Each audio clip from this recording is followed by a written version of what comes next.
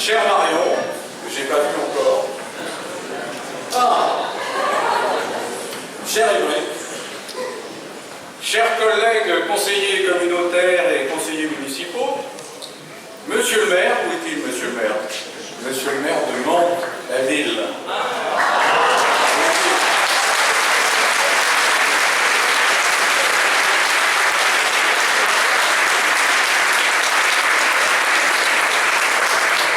Chers amis secrétaires départementaux des autres départements d'Île-de-France, quelle joie de vous voir réunis comme ça, si nombreux. Quelle joie aussi d'égrener tous ces titres. Souvenez-vous, c'était il y a 3 mois, le 12 février exactement, dans une salle tout près d'ici. Vous étiez en train de constituer vos listes pour les municipales. Et déjà, vous aviez réuni 500 colistiers. Et je vous avais fixé l'objectif ambitieux d'en faire signer 750. En fait, vous avez fait mieux. Vous en avez fait 758, exactement. Et vous avez mené jusqu'au bout 16 listes, avec le résultat qu'on connaît, 41 élus municipaux, 11 communautaires, et surtout la victoire de notre maire préféré que vous avez applaudi tout à l'heure, celui de Mantes-la-Ville, Cyril Naud, qui mérite vraiment vos applaudissements.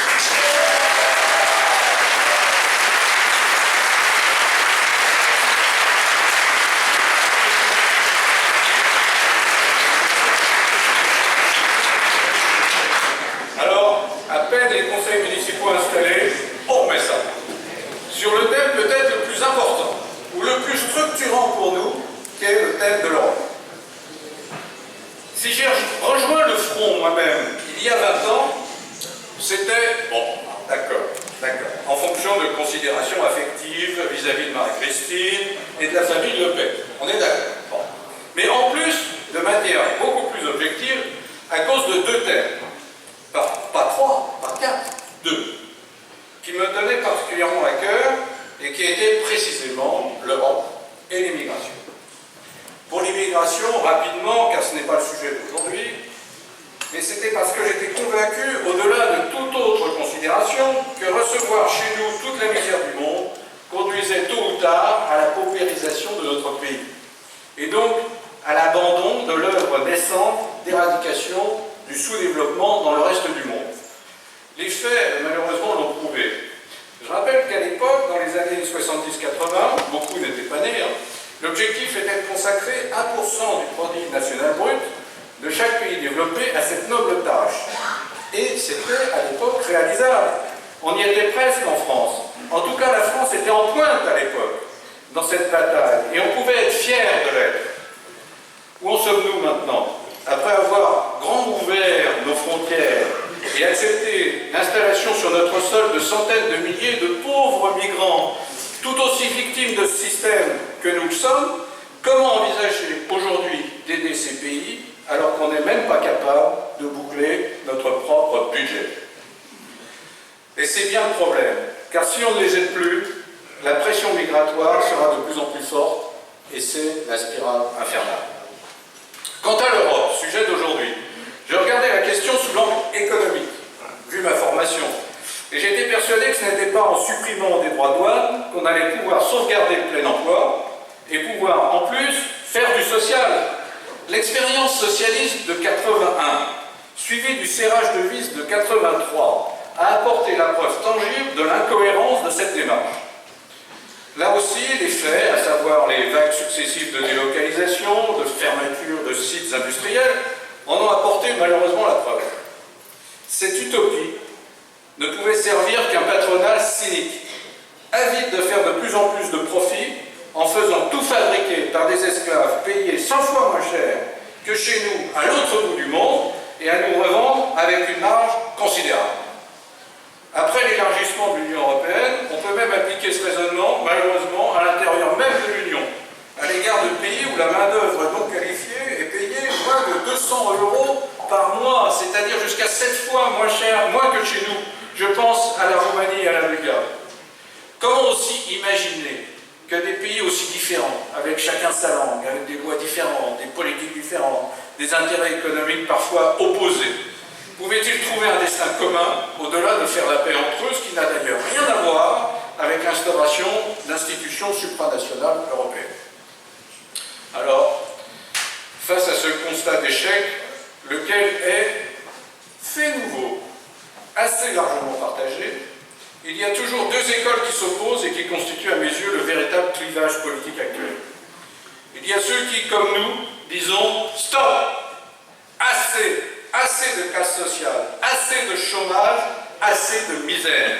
Et puis il y a ceux qui ne cessent de répéter, fidèles au dogme, pour ne pas dire à leur religion du « big is beautiful », d'élection en élection, depuis 15 ans, et à longueur d'antenne, que ces dysfonctionnements sont dus, vous savez, c'est comme au temps du communisme, hein, quand on nous disait que si ça ne marchait pas, c'était parce que le vrai communisme n'avait pas encore totalement été mis en œuvre.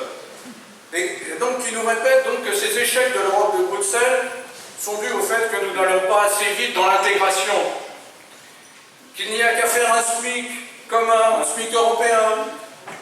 Enfin, rassurez-vous, hein, à terme quand même, hein, ils sont prudents. Hein. Qu'il n'y a qu'à imposer des taxes environnementales aux frontières de l'Europe. Ça, c'est les écolos qui nous chantent ça. Il n'y a qu'à harmoniser nos réglementations du travail, nos politiques sociales, budgétaires, fiscales. Pourquoi pas nos politiques étrangères pendant qu'on y est, hein? Alors ça, c'est les rêveurs. Bon. Et pire encore, il n'y a qu'à faire en France, alors ça c'est l'UMP, hein, il n'y a qu'à faire en France les réformes structurelles, j'adore ce mot, les réformes structurelles que les autres ont déjà fait. Par réforme structurelle, il faut entendre serrage de vis, hein, vous avez bien compris. Et ça, c'est donc l'UMP et leurs nouveaux alliés, François Hollande, Emmanuel Valls. Tous adeptes du fameux Yaka Faucon.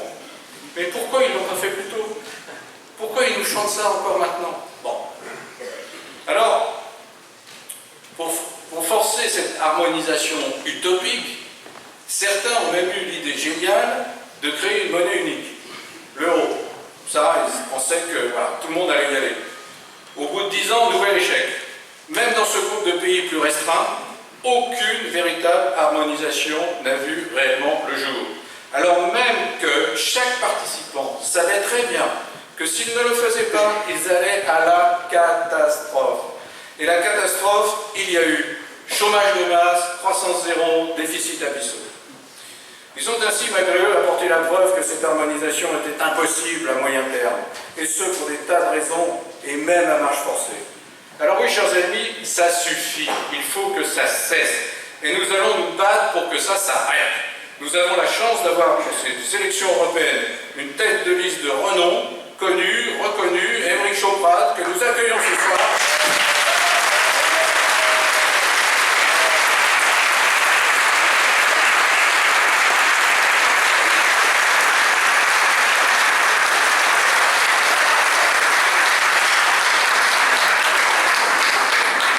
Géopoliticien de talent, professeur dans plusieurs universités en Europe, et qui va, j'en suis sûr, crédibiliser notre discours. Nous avons aussi l'immense joie de recevoir aujourd'hui Marion, pour laquelle vous pardonnerez d'avoir un faible tout particulier à l'égard de Madame la députée du Vaucluse, qui avait commencé son engagement politique officiel, pas très loin, au dernier régional, ici, dans les Yvelines, et qui va, j'en suis sûr, galvaniser les flammes qui sont dans vos cœurs.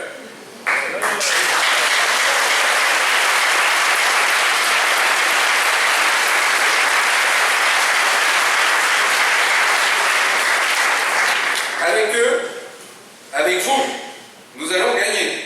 Et si l'objectif fixé par Marine est 25% pour la France, alors il vous faut, chers amis, et c'est le nouvel objectif que je vous fixe, faire au moins 20% ici dans les Yvelines. Et ce coup-ci, c'est possible. Vous avez fait 12 au municipal, dans des villes en moyenne de 30 000 habitants. Mais il y a aussi dans les Yvelines beaucoup de petites communes. En fait, plus de 200. Et dans ces petites communes, nous avons déjà fait des scores plus intéressants, de l'ordre de 20% au premier tour, et même plus de 40% au deuxième tour. Je pense à la 8e circonscription, à la 9e, et aussi à la 10e circonscription. Et cette fois-ci, ces gens-là vont avoir l'occasion de voter, ce qu'ils n'avaient pas eu au municipal. Donc ça vous met à 15 points comme point de départ. Mais d'accord, 15. et les Européennes valent bien 5 points de plus. Alors,